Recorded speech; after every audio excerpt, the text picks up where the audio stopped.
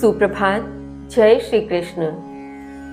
श्री कृष्ण के दिव्य ऐश्वर्यशाली स्वरूप को समझते हुए गत श्लोकों में हमने अध्ययन किया कि श्री कृष्ण समस्त जीवों के हृदय में स्थित आत्मा है, जिसके माध्यम से वह जीव चलायमान है। वह समस्त जीवों के उद्गम है, मध्य है और अंत भी है। वह आदित्यों में विष्णु, ज्योति में प्रकाशमान सूर्य, मरुतों में मरीचि तो नक्षत्र इत्यादि तारों में चंद्रमा है। इसके आगे वे अपना स्वरूप किस प्रकार बताते हैं, आइए जानते हैं। श्लोक संख्या 22।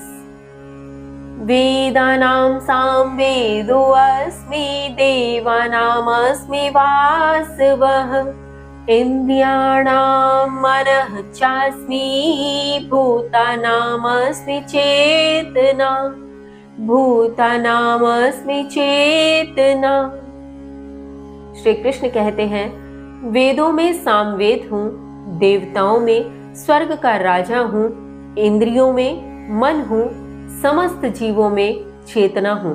भावार्थ, यहाँ वही प्रतिनिधित्व वाली बात है जिसके माध्यम से श्री कृष्ण कहते हैं कि सब वेदों का प्रतिनिधित्व करने वाला जो सामवेद है उसमें मैं ही हूँ।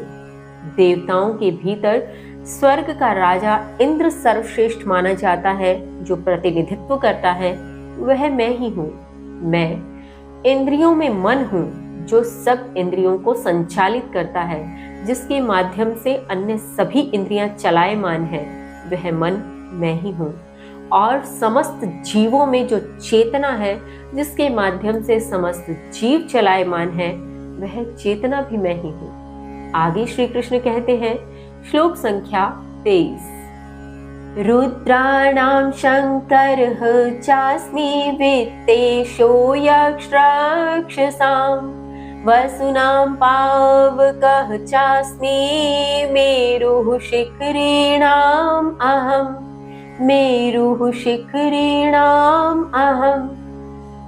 श्री कृष्ण कहते हैं, रुद्रों में शंकर और यक्षों व राक्षसों में वित्त का ईश अर्थात कुबेर हूँ।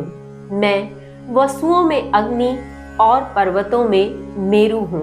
भावार्थ, यहाँ श्री कृष्ण अपने विस्तार स्वरूप को बताते हुए कहते हैं कि मैं समस्त रुद्रों में शंकर हूँ, जो समस्त रुद्रों का प्रतिनिधित्व करते हैं, जिनके नाम से रुद्र अवतार सभी जाने जाते हैं।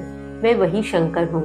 मैं यक्ष राक्षसों में सर्वश्रेष्ठ, जो वित्त का ईश अर्थात कोषाध्यक्ष जिसे कहते हैं, वह कुबेर मैं ही हूँ। मैं वसुओं में अग्नि हूँ। वसु अर्थात वसुओं में 8 प्रकार के प्रमुख देव माने जाते हैं, और उन 8 वसुओं में सबसे प्रमुख प्रतिनिधित्व करने वाला देव है अग्नि। मैं वही हूँ। मैं समस्त पर्वतों में मेरु पर्वत हूँ, जो अपनी प्राकृतिक संपदा के लिए सर्वश्रेष्ठ माना जाता है, जो अन्य सब पर्वतों का प्रतिनिधित्व करता है। इसके आगे श्री कृष्ण अर्जुन से अपना स्वरूप किस प्रकार कहते हैं, जानेंगे कल। तब तक के लिए जय श्री कृष्ण।